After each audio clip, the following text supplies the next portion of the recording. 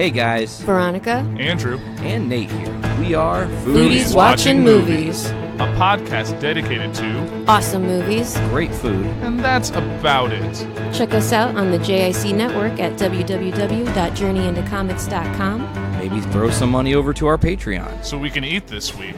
And now, your feature presentation.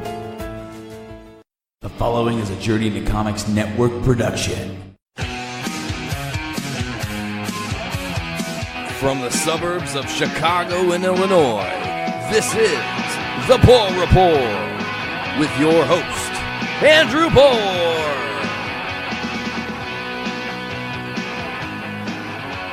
Welcome back, ladies and gentlemen. This is episode 37 of the Puhr Report. I am your host, Andrew Puhr, and I want to thank you for joining me here on this lovely, lovely day.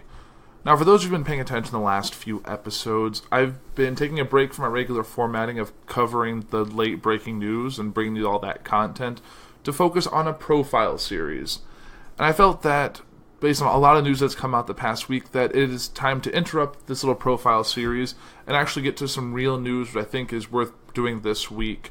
And I'll be back next week, barring any strange circumstances, back with profiles, and probably have some nice profiles for you. But I think this week definitely should be something newsworthy, and there's just a lot going on that I feel like it shouldn't just skip over just due to this profile series. So, jumping right in.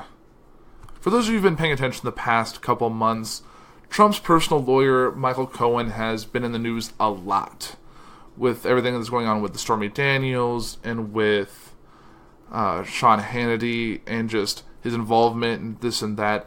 And now it came out this whole thing that AT&T actually hired Michael Cohen for some political legal advice. And now the AT&T chief has come out and said it was a big mistake hiring Cohen. So Randall L. Stevenson, AT&T's chief executive, said on Friday that the company had made a big mistake by hiring President Trump's personal lawyer, Michael Cohen, to provide advice on federal policy, including how the government might approach the telecommunications giant deal to buy Time Warner. Mr. Stevenson also said the company's head of lobbying and external affairs, Bob Quinn, would be leaving the company. Our company has been in the headlines for all the wrong reasons these last few days, and our reputation has been damaged, Mr. Stevenson wrote in a memo to employees. There's no other way to say it. AT&T hiring Michael Cohen as a political consultant was a big mistake. Mr. Stevenson noted following the revelation the week the company had paid Mr. Cohen $600,000 to advise on the $85.4 billion merger with Time Warner and other regulatory matters. Federal prosecutors are investigating Mr. Cohen's business dealings, including a $130,000 payment he made to the adult film actress Stephanie Clifford, known professionally as Stormy Daniels, to buy her silence about an affair she says she had with Mr. Trump. The president has denied Ms. Clifford's claims. The payment to Ms. Clifford was the first known activity involving Essential Consultants, a company started by Mr. Cohen. It was through Essential Consultants that AT&T retained Mr. Cohen. Several other businesses, including the Swiss drug maker Novartis and an American company linked to a Russian oligarch, also sent payments to Mr. Cohen's company. The Russian Viktor Vekelsberg was stopped and questioned at an airport this year by investigators for Robert S. Mueller III, or Mueller, I guess is actually how you pronounce it, the special counsel examining Russian interference in the 2016 presidential election. Although AT&T's statements were meant to distance itself from Mr. Cohen and the arrangement on Friday, they also provide insight into how companies like AT&T operate in Washington during the Trump era. Mr. Trump pledged during his campaign to shake up the Washington establishment, to drain the swamp, while railing against the special interests, the lobbyists, and the corrupt corporate media that have rigged the system against everyday Americans. He also announced policies intended to clamp down on the revolving door between government and K Street, which is home to many of the capital's lobbying firms.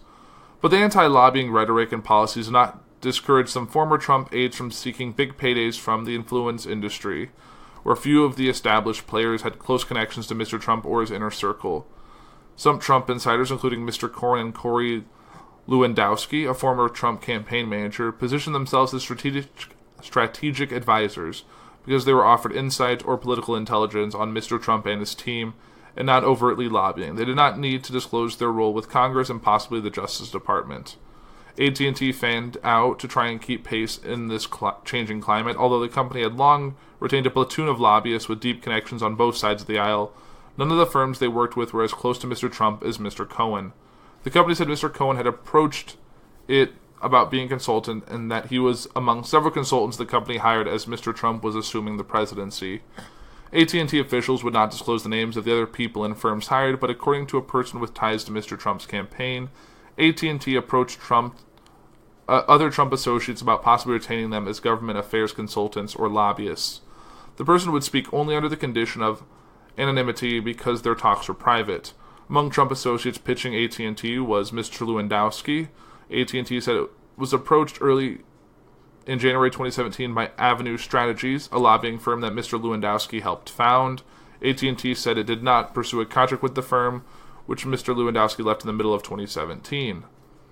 AT&T paid a total of $4.1 million in lobbying fees to nearly 30 firms through their first 3 months of this year, according to congressional lobbying filings. But none of these businesses, including top-tier law firms like Mayer Brown and Akin Gump Strauss Hauer and Feld, have lobbyists who are as close to Mr. Trump as Mr. Cohen.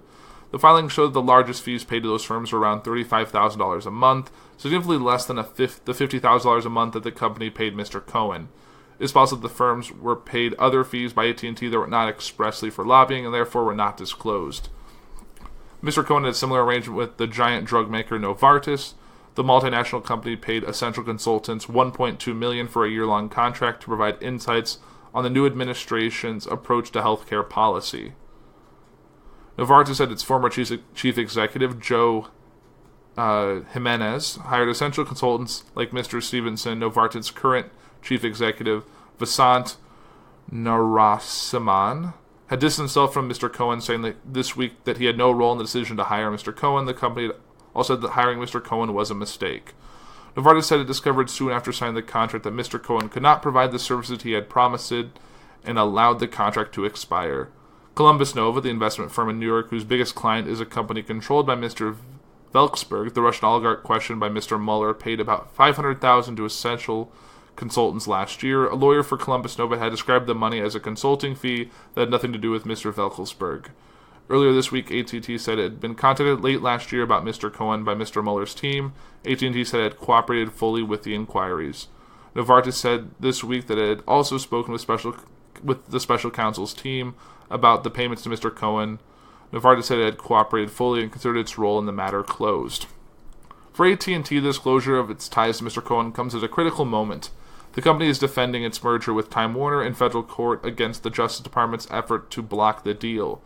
It is unclear what services Mr. Cohen provided. Mr. Stevenson insisted in his memo that everything we did was done according to the law and entirely legitimate, and that Mr. Cohen did not do any lobbying on behalf of AT&T. Nonetheless, Mr. Stevenson added, retaining Mr. Cohen was a serious misjudgment. Time Warner was not aware of AT&T's contract with Mr. Cohen, according to a person familiar with the company's thinking. Within Time Warner this week, officials were surprised to learn about the contract with Essential Consultants. Mr. Cohen did not respond to an interview request. Many large corporations consider such strategic advice to be part of their government affairs program. Complementing their overt lobbying efforts, AT&T's contract with Mr. Cohen, for instance, called for him to advise the company on corporate tax reform and the acquisition, according to documents first obtained by the Washington Post. But Mr. Stevenson said that with Mr. Cohen, our Washington, D.C. team's vetting process clearly failed, and I would take responsibility for that. Mr. Stevenson said that Mr. Quinn, 57, who had led the Washington team, had decided to retire, but according to a person familiar with AT&T's thinking, who was not authorized to speak publicly about the decision, he was pressured to leave because of the revelations of AT&T's contract with Mr. Cohen. Mr. Quinn began working at AT&T in the 1980s and is well connected in the political circles of both parties, but he and the rest of the company was surprised by the election results and had few connections to Mr. Trump's circles. AT&T's vast lobbying team, which includes more than 100 people and public policy staff members, will now report to the company's general counsel, David McCarthy. Mr. Quinn declined to comment. Analysts say they did not expect the revelation about AT&T's ties to Mr. Cohen to affect the government's lawsuit to block the company's merger with Time Warner. AT&T and Time Warner had suggested before the trial that the Justice Department's decision to block a merger of two companies that do not compete was influenced by presidential politics. Mr. Trump has been vocal in his disdain for coverage of his administration by CNN, which is owned by Time Warner. but Judge Richard J. Leon of United States District Court in Washington has been strict about keeping politics out of the case, which focused on antitrust law, whether the deal would violate competition policy and harm consumers.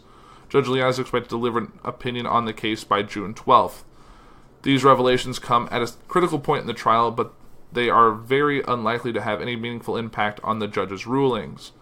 A former senior official for the Antitrust Division of the Justice Department said the president of the nonprofit Public Knowledge, Sarah Huckabee Sanders, the White House press secretary, said on Friday that the government suit against AT&T proved that Mr. Trump could not be influenced by special interest.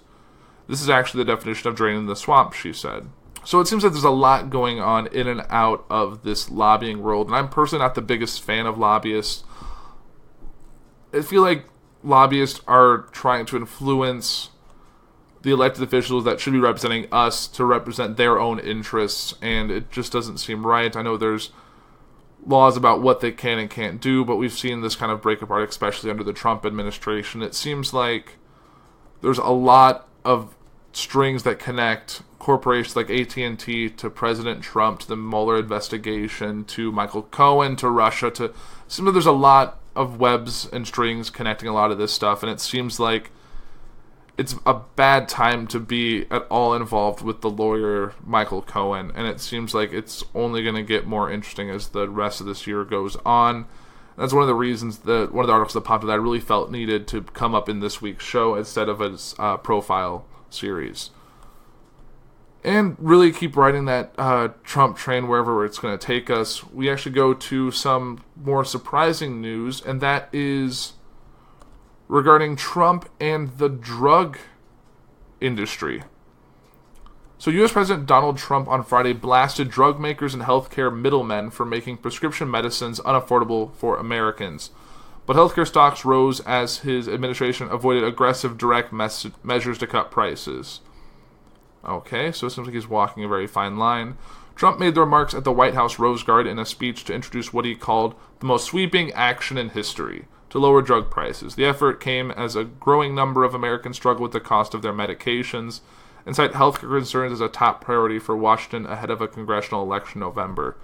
I personally think the prescription drugs are way out of hand. There should be no reason EpiPen, like an EpiPen by that brand name, should be $700 for one when it used to be I think like $100 for two. It's just the markups in this industry are astronomical. I know a lot of this has to go back to R&D to help make more medicine, but it seems like they're really just lining their pockets at this point. But back to the article. Trump said his administration would take aim at the middlemen in the drug industry who become very, very rich at apparent reference to health insurers and pharmacy benefit managers. He also said the pharmaceutical industry is making an absolute fortune at the expense of American taxpayers. Everyone involved in the broken system, the drug makers, insurance companies, distributors, pharmacy benefit managers, and many others contribute to the problem. Trump campaigned on lowering prescription drug prices ahead of the 2016 election, even accusing drug makers of getting away with murder. Healthcare investors had braced for months for more direct attempts to regulate U.S. prices that would cut into industry profits. But Trump has since abandoned ideas to lower drug costs he supported during the campaign, including allowing the government's Medicare plans for older Americans to negotiate prices directly with drug makers and enabling U.S. consumers to import lower-cost medicine from other countries. On Friday, Trump senior health officials outlined more modest policy proposals to introduce more competition among drug makers and pass on savings to consumers. Critics said the policies pointed to the influence that pharmaceutical industry wields within the administration. I think very expensive champagne will be popping in drug company boardrooms across the country tonight, said Democratic Representative Elijah Cummings.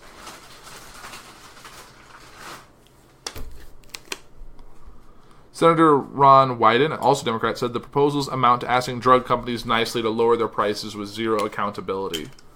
Shares of major drug makers, insurers, and PBMs rose after the speech. The S&P 500 Healthcare Index, SPXHC, a broad gauge of large healthcare stocks, closed up 1.5%, its biggest single-day percentage gain in a month.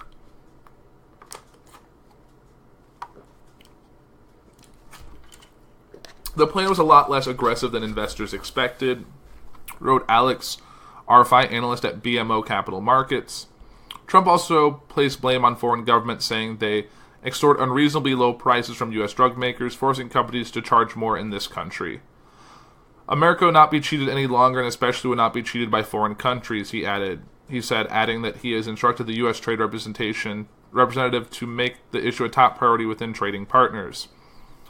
As the speech was underway, the Department of Health and Human Services released what it called a blueprint titled American Patients First, which details of its plan.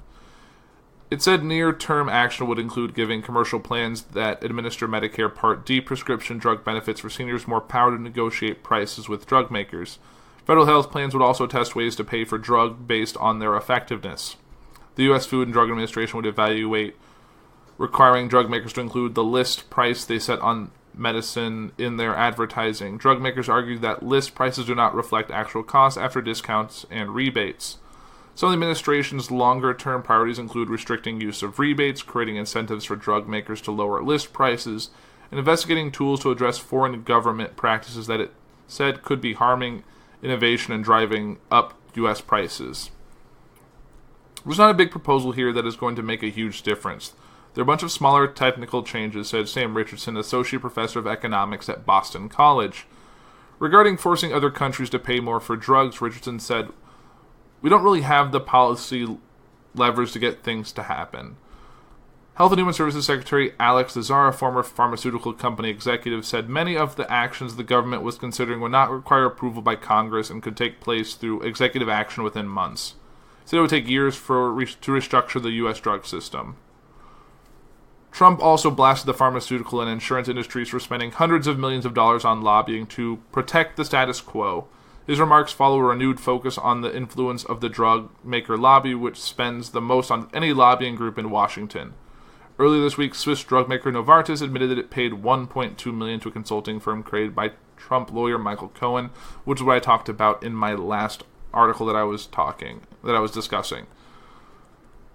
So it seems like everything is loosely connected from one thing to the next, and I really don't get why all of Trump's initiatives have American and first in the title. Eventually he's going to run out of those. And keeping with that Trump train, we're going from drugs to North Korea. And that's the connection there. So, Trump calls North Korea pledge to dismantle nuclear test site a smart and gracious gesture. North Korea said it planned to ceremonially close its main nuclear test site this month to ensure transparency about its intent ahead of a historic summit in June with President Trump. The Foreign Affairs Ministry said the site, a mountain near, I'm not even going to attempt to pronounce that, a mountain in North Korea, in a remote northeast province, would be completed in phases, beginning with the explosive collapse of tunnels, entries, and other structures of the site would also be removed. In a statement carried in state media, the ministry said Saturday that it would invite journalists from 5 countries, including the United States, to view the event on May 23rd through 25th, weather permitting. Trump set to meet North Korean leader Kim Jong-un next month in Singapore, praised the announcement on Twitter. "Thank you," he wrote, "a very smart and gracious gesture."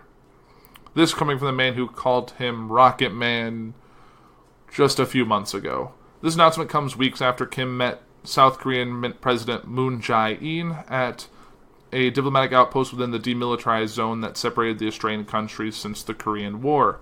At that meeting, the two sides set a vague goal for complete denuclearization as well as efforts to improve relations that have grown strained in recent years as the North defied the international community by repeatedly testing and launching mid-range and intercontinental ballistic missiles. That and recent underground nuclear detonations at that same place where they were testing have prompted international condemnation and economic sanctions. Kim, who took over in 2011 after the death of his father, Kim Jong-il, had presided over dozens of ballistic missile tests and 4 such nuclear tests, the most recent in September, which was the strongest yet. He has since declared the North a nuclear state capable of striking the American mainland with a nuclear-armed missile. At the same time, the dynastic leader who has traveled to China twice in recent weeks has pursued diplomacy in the last few months, perhaps in an effort to improve his nation's economy, which has been crippled over the years by its closed system and at least 9 rounds of economic sanctions imposed by the United Nations Security Council. He allowed his nation to participate in the Winter Olympics held in Pyeongchang, South Korea, with athletes from the nations marching together under a neutral unification flag. that led to more dialogue and eventually the Inter-Korean Summit, only the third between their respective leaders. Last month, North Korea has offered its own concept of denuclearization that differs with what American experts might require. Many in the Trump administration, for example, say they want complete, verifiable, irreversible dismantlement known as CVID as part of any deal that might lead to the reduction of sanctions. It's possible that North Korea might offer concessions, the dismantling of its long-range missile, for example, but few international experts expect it to agree, at least initially, to something like CVID. The Kim government sees the nuclear program as protection from the United States, which has 28,500 troops in South Korea. At a ruling party meeting last month, Kim said it would stop testing nuclear devices and long-range missiles. It's unclear whether closing the base is a significant concession, even if there's some evidence that this process has already begun. The site is believed to be badly damaged, perhaps even collapsed from last year's powerful test and several before it. Some experts remain skeptical about the North's intentions. The test site can probably be reactivated by mining the collapsed entries of the tunnels, or another test site could be developed elsewhere. It will be prudent to monitor overhead imagery for indications of opening another site. On hand for the ceremony, the North said would be journalists from Britain, China, Russia, the United States, and South Korea. They're expected to be flown in on charter jets from Beijing to Wonsan, a port city on the nation's east coast. It's an effort, the ministry said, to show the world that North Korea is serious, referring to the country by its formal name, the Democratic People's Republic of Korea, the ministry said in a statement. The DPRK will also in the future promote close contacts and dialogue with the neighboring countries and the international society so as to safeguard peace and stability on the Korean peninsula and over the globe. The government announced caps a week of surprise and connecting to North Korea. Kim met again with Chinese President Xi Jinping, and it was announced that his historic summit with Trump will take place in Singapore on June 12th. On Wednesday, the North freed 3 imprisoned U.S. citizens as a goodwill gesture. The 3 men who had been accused of subversion and anti-state activities traveled home with the U.S. Secretary of State. I am pleased to inform you that Secretary of State Mike Pompeo is in the air and on his way back from North Korea with the 3 wonderful gentlemen that everyone is looking so forward to meeting, Trump tweeted on Wednesday. Then on Friday, Pompeo said the U.S. would provide the North with economic assistance if it gives up nuclear weapons and perhaps agrees to normalized relations. So it was a very big week in North Korea. And also it's going to cap off on June 12th with a summit between President Trump and Kim Jong-un, which I'm thinking is going to be very interesting. And I still have yet to figure out if this is more for publicity or if they have real hard ideas and ways to resolve this long-standing issue that's been building out since the Korean War. So it'll be very interesting to see how this shakes out. I'm hoping it's not just for looks and a play to Trump to get a Nobel Peace Prize, something that's been the bane of his existence since Obama got one like 8 years ago. So it'll be very interesting to see what comes of this. I'll definitely be tuning in on June 12th to see what happens, because it's definitely something relatively unprecedented in our time. And it seems that the summit details have gotten a little more complicated every day. This is from a USA Today article. The White House called Wednesday's release of 3 American detainees by North Korea a gesture of goodwill ahead of a planned historic summit. President Trump appreciates leader Kim Jong-un's action to release these American citizens and views this as a positive gesture of goodwill. Details trickle out almost daily about their meeting, which could take place in late May or early June. Here's what we know so far. This might be a little late, a little old, because it's already been set as June 12th. Trump on Wednesday ruled out the meeting Kim on the demilitarized zone between North and South Korea and said the final details will be disclosed later this week. Yeah, there's not a ton of information. North Korea warned the United States on Sunday not to misread peace overtures as a sign of weakness, accusing the Trump administration of deliberately provoking Pyongyang with tough talks in a show of military strength. Moving the U.S. military assets in the region and taking about human rights violations also hurt the process. The North Korean Foreign Ministry told the state-run Korean Central News Agency. South Korea's Yonhap News Agency reported that military assets, including 8 U.S. F-22 stealth fighter jets, recently sent to participate in the annual joint South Korea-U.S. air training. So it seems like this is still on very thin ice, but hopefully we see some resolution there. And that's really all the Trump news I have for this week.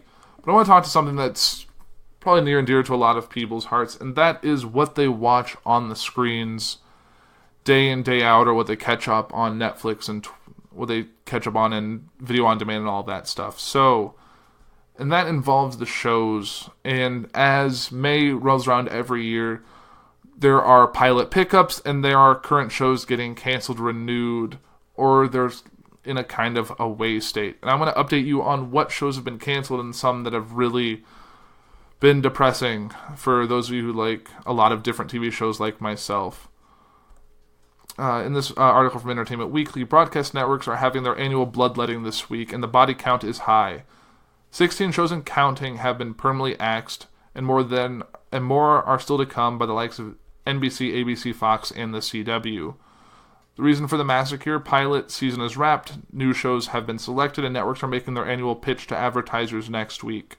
So this weekend is typical for deadline for executives to make decisions on whether to renew or cancel weaker shows that are on the bubble for a pickup.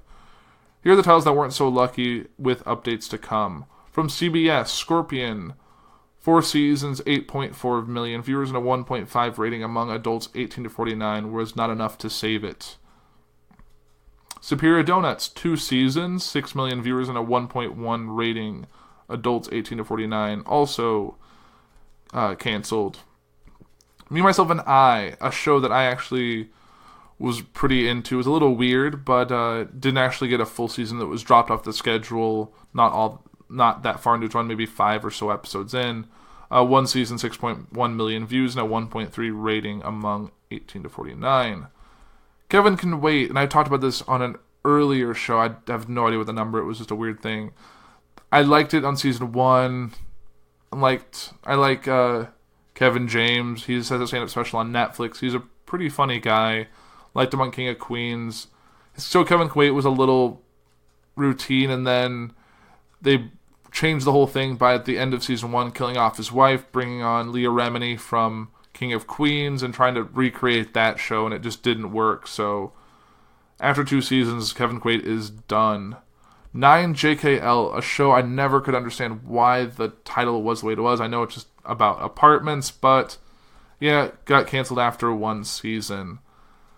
And from ABC, a show that's going to break my heart that it's leaving is Designated Survivor, the Kiefer Sutherland show where he's president. He was the designated survivor when the Capitol was exploded. Spoiler alert, but if you watch the pilot trailer, it's obvious. After 2 seasons, it's going to be canceled. So, as much as I love that show, it's really sad to see it go, and I'm looking forward to watching the finale next week and see how the show is going to effectively end. Quantico, a show I like the premise of, but it's going to be canceled after 3 seasons. Deception, a show that I keep seeing previews for where it seems like a guy who's good at magic helps the police solve crimes. Yeah, that's all I really know about it. Full season order. Alex Inc., the first sitcom about podcasting, starring Zach Braff. Sounds like a winning combination, but it was canceled after 1 short season. Watched the first episode, it was okay, nothing really special. Hopefully Zach Braff finds something else to do. He's a definitely funny guy, I loved him on Scrubs. The Crossing, don't know much about the show, only had 1 season. I think it's the show where a bunch of people showed up on a beach, displaced from time, kind of weird.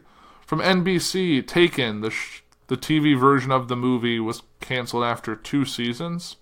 It's currently being shopped to other outlets, so we'll see if it finds life on Netflix or Hulu or Amazon or one of those.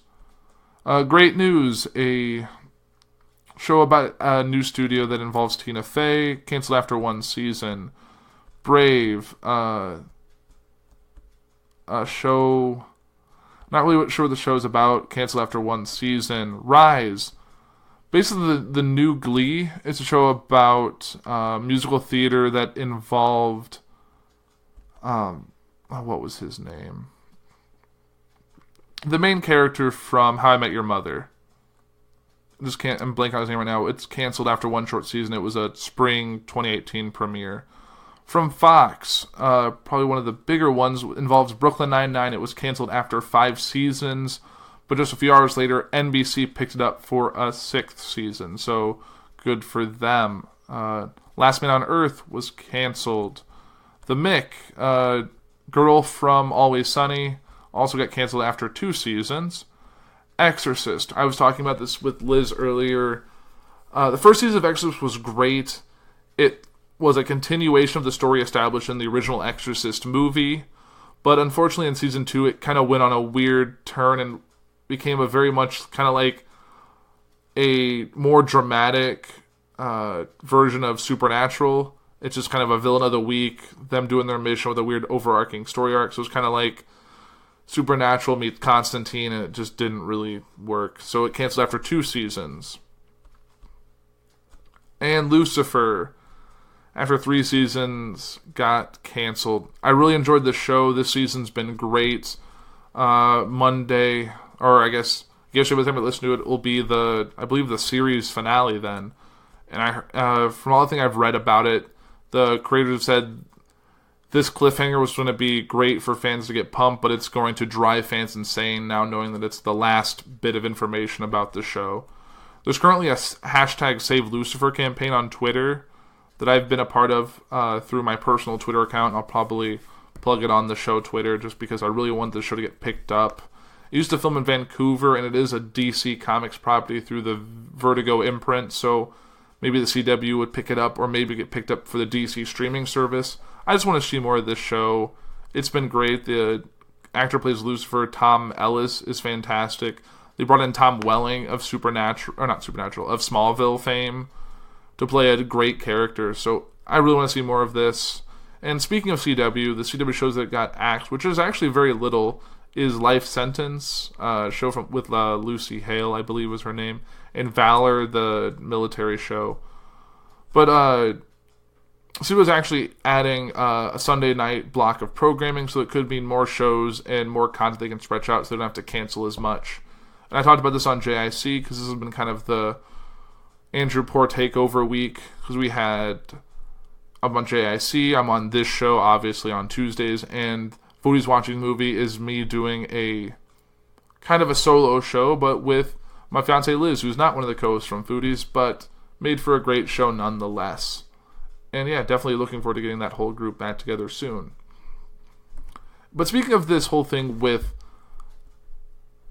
Brooklyn Nine-Nine. So, like I said before, Brooklyn Nine-Nine was canceled by Fox and then picked up by NBC just a short time later. And this is an article about their decision, how it kind of makes sense. So, NBC's decision to rescue Brooklyn Nine-Nine just hours after Fox canceled the 5-year-old comedy wasn't exactly a no-brainer, but it's also one of the least risky calls Peacock execs will make this week. That's not to suggest NBC isn't taking a chance here. Brooklyn is a decidedly modest ratings performer, even in this era of diminished Nielsen expectations. And as with most series going into their 6th season, it's not particularly cheap to make. But the Andy Samberg-led ensemble has 3 big things going for it, all of which likely helped make it easier for execs to quickly get it to yes on season 6. Let's break down the rationale behind NBC's big save. It's already a part of the Peacock family. Brooklyn airs on Fox, but the show is actually made by Universal Television, the sister studio of NBC. While in-house studios like Universal are now mostly focused on making shows for their own networks, back in 2012 when Brooklyn was first being pitched, Universal decided to shop the idea to all the broadcast networks, and Fox stepped up with the best offer, beating out NBC. Ever since we sold this show to Fox, I've regretted letting it get away, NBC Entertainment Chairman Bob Greenblatt said Friday in his statement, tactfully admitting that he had made a mistake by not locking the show up early in the development process. But NBC's ownership of Brooklyn via Universal didn't just make it contractually simple for the network to pick up the series, it also made the idea much more financially viable than another network or streaming service saving the show. While Brooklyn's so Nielsen rating mean NBC won't likely make much or any profit selling ad time on the show next season, these new episodes will likely pay for themselves due to the extra money Universal TV will make via its syndication deal with TBS and its streaming agreement with Hulu. Ownership doesn't always guarantee a bubble show's survival. Fox just pulled the plug on Last Man on Earth, even though its sister studio 20th Century Fox TV produces it. But more and more broadcast networks are making decisions about which shows live or die based on whether or not they have an ownership stake in the program and are thus able to monetize the program through revenue streams other than advertising. It's worth noting here that the shows jumping from one broadcast network to another is not a new phenomenon. Back to 2009, NBC canceled its paranormal crime procedural drama Medium after 5 seasons because ratings, particularly among the younger viewers the network targeted, had grown soft. But The show continued on for 2 more seasons over at CBS, in no small part due to the fact Medium was produced by the iNetwork's in-house studio at the time, CBS TV Studios. And over the years, there have been numerous cases of one Big Four network snapping up rivals' cancellations for reasons not related to ownership. Perhaps most famously, in 1996, CBS picked up the NBC drama Jag after the Peacock killed the show after its freshman season. Not only did Jag run another 9 years, but the show gave birth to an even more successful spin-off, NCIS. It's already got a core audience and a passionate one at that. Based on Twitter's instantaneous Thursday freakout, you'd think Brooklyn was one of TV's biggest hits. Alas, according to Nielsen, its audience is far from massive. The show averaged just under 3 million viewers for the season, including folks who watched within a week via DVR. For comparison's sake, The Big Bang Theory pulls in just shy of 19 million viewers every week. But even if Brooklyn isn't burning up the Nielsen charts, its fan base is bigger than those Nielsen numbers suggest. For example, Fox estimated last fall's Season 5 premiere drew 5.2 million viewers, once audiences who streamed the show or watched on VOD were counted. And among adults under 50, the demo at NBC and its advertisers target, Brooklyn's averaging a 1.3 rating this season. That's not a big number, but it's a tad ahead of another comedy, AP Bio, and drama, Blind Spot, NBC just renewed, and in line with a couple of CBS dramas coming back next season, Instinct and MacGyver. 5 or 10 years ago, most network execs wouldn't think twice about killing shows with these kinds of ratings, if only because the thinking went doing so would free up room to find a bigger hit with a new series. Unfortunately, one of the byproducts of peak TV is that it's very difficult for newcomers to break through and find an audience, particularly comedies. Canceling a so-so rated show to make room for something else often leads to even lower ratings the following season. So while NBC is unlikely to turn Brooklyn into a big hit, having 13 episodes of a show audiences already know means one less time slot where it has to build an audience from scratch. That's also the appeal of resurrecting classic sitcoms such as Will and Grace and Roseanne. Ratings for both revivals fell sharply since their respective returns, but both continue to do far better numbers than any other comedies on NBC and ABC respectively. What's more, even if passionate audiences don't directly translate into profits for a network like NBC, at a time when Netflix and premium cable are dominating the pop culture attention span, there's something to be said for having shows people talk about and truly love. Yes, it would have been silly for NBC to save Brooklyn just for a few days of good PR, and the tiny halo effect having the show next season will produce. But given its ownership stake in the show and its heavy concentration on younger viewers, having another show audiences care deeply about is a nice fringe benefit. It's not like NBC has an abundance of comedy hits. The final factor which likely drove NBC's decision to order Brooklyn is the network has been hard-pressed to produce big new comedy hits in recent years. Despite making strides to rebuild its sitcom brand, Will and Grace of course counts as a very big win for the Peacock, even considering its post-Olympics ratings decline.